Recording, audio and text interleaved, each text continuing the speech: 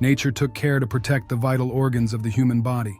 Ribs, muscles, and fat serve as a natural armor. As for the brain, it's encased in solid bone plates about 5 to 8 millimeters thick. That's usually enough for the challenges most primates face. But nature couldn't have anticipated humans not only mastering fire, but also crafting cone-shaped clay ovens to smelt metal. Our bodies, including our skulls, weren't designed for close encounters with metal weapons. And so, as soon as the first civilizations appeared in the Middle East, body and head protection followed. It's possible these existed even earlier, but we just haven't found solid evidence. Jumping ahead to the High Middle Ages, from the 11th to the 14th centuries, we find a helmet that's become a symbol of European knighthood, the so-called bucket helm. It's more commonly known as the topfhelm.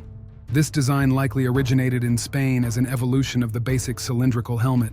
Over time, a faceplate was added, giving rise to the visored helm, and later a backplate was included, creating the pot helm. Eventually, all these parts merged into a single unit, the topfhelm. It's important to note that full-plate armor wouldn't appear until the late Middle Ages. Knights of the High Middle Ages primarily relied on chainmail and a sturdy shield for defense. In some ways, you could say a knight's body armor started with the head.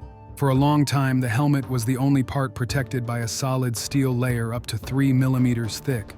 For its time, the topfhelm offered unparalleled protection. Cutting through several millimeters of steel was no easy feat, especially where overlapping plates created edges up to 4 to 6 millimeters thick. Additionally, a knight's head was further shielded by a padded liner and a chainmail coif. But that's where the benefits ended. From personal experience, I can tell you that anyone putting on a topfhelm for the first time and trying to fight in it will quickly want to take it off. The first challenge? Terrible visibility. Most designs make you feel like you're driving a truck. There's a huge blind spot at the bottom, making it easy to miss an upward diagonal strike. Even with ventilation holes, fresh air doesn't rush to fill this metal bucket. Breathing isn't impossible, but it's less than ideal. Your voice also gets muffled, which makes shouting commands tricky. The helmet had no movable visor either. And finally, the weight, around 3 kilograms, all resting on the neck. For comparison, modern medical guidelines limit the weight of protective headgear to about 1.6 kilograms for long-term use. Clearly, knights needed strong necks, not only to support the helmet but to absorb blows. Resting helmets on the shoulders would come later, further restricting head movement and visibility. In short, putting on a topfhelm and heading into battle might leave you feeling like your combat effectiveness just took a hit. That's because this helmet was designed for conditions rarely encountered by modern reenactors, or across much of medieval Eurasia. In the High Middle Ages, knights specialized in mounted charges with lances fixed firmly in place. In this context, a peculiar hazard arose. The lance could strike a shield, glance upward, and hit the face. The topfhelm's primary purpose was to protect the face from such impacts. Naturally, it also offered defense against arrows and swords. Some historians connect the development of such helmets to the Crusades, though I find this claim dubious. Apart from the relatively successful First Crusade, the whole enterprise was a disaster for the Europeans. It ended with the fall of Byzantium and the rise of the Ottoman Empire, which took over parts of Europe and became a new source of headaches. Historically, a knight's main opponent was often another knight. By the late Middle Ages, as infantry became more dominant on European battlefields, the topfhelm disappeared, replaced by helmets offering better visibility and comfort. Mounted warriors now faced not only knights, but also foot soldiers, and they could easily find themselves fighting on foot. Helmets with visors were often worn open during most of a battle, lowered only for a charge. Some designs even allowed the visor to be quickly detached. Heavy, bucket-like helmets, such as the frogmouth helm, were primarily used for jousting tournaments in the late Middle Ages.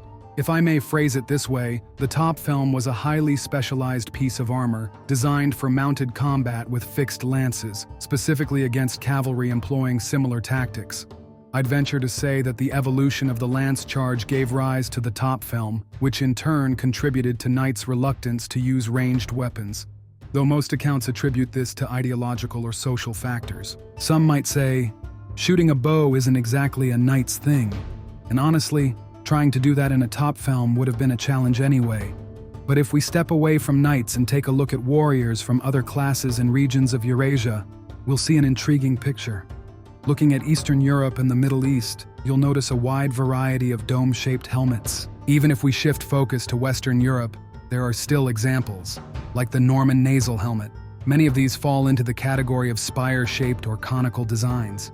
For Rus, Anatoly Kirpichnikov's typology shows that conical shapes were pretty much everywhere.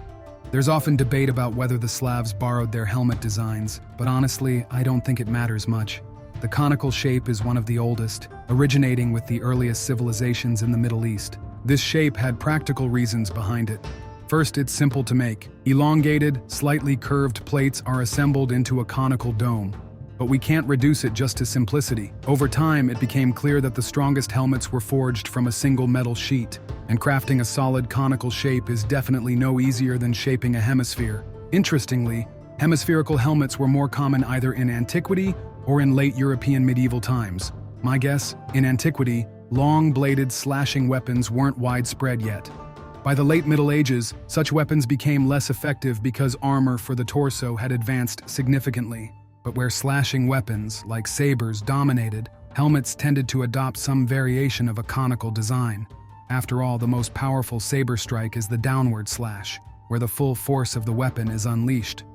There's a theory that conical shapes help deflect such strikes.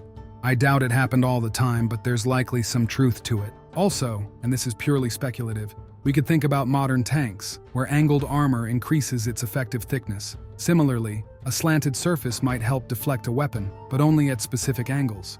Plus, the conical design keeps the metal further away from the head. Cutting through the steel doesn't automatically mean reaching the skull. All things considered, conical helmets seem to hold up better against slashing blows. For facial protection, these helmets usually featured a nose guard, sometimes a partial faceplate, and in rare cases, a full face mask. Most of the time, though, the warrior had decent visibility, which was crucial for, say, using a bow, an important skill for many cultures. Breathing was also easier compared to fully enclosed helmets. Until the 13th century, helmets in Russes evolved similarly to European ones, with more facial coverage. This likely had to do with similar techniques of using lances. You can see this in Kirpichnikov's fourth type of helmet, which included heavy faceplates and nose guards. However, after the Mongol invasion, the design trend shifted toward steppe traditions. There's no doubt that the topfhelm offered better protection for the head, but it wasn't exactly versatile. That level of defense came at a significant cost. By the 14th century, as infantry gained importance on the battlefield and knights found themselves facing halberds more often than lances, the bassinet became a popular helmet. It started as a simple hemispherical helmet worn under a topfhelm, but over time it replaced the latter and adopted a conical shape. Unlike Eastern helmets, the bassinet often featured solid metal plates instead of chainmail to protect the neck. It wasn't just for knights, infantry also used it, and even today, you'll see it in medieval battle reenactments. Comparing a topfhelm to the helmets used in the steppes from the 12th to 14th centuries, it's clear that the steppe designs offered less protection, especially against direct lance strikes to the face or side slashes from a blade. But they were about a kilogram lighter on average, provided better visibility, and didn't restrict breathing. They were also better at deflecting slashes from above, making them more versatile overall and boosting combat effectiveness. Ultimately, the evolution of helmets wasn't driven by abstract traditions, but by the specific demands of the battlefield. What worked brilliantly in one context became less effective in another. So there was never a perfect helmet, just like there was never a perfect weapon.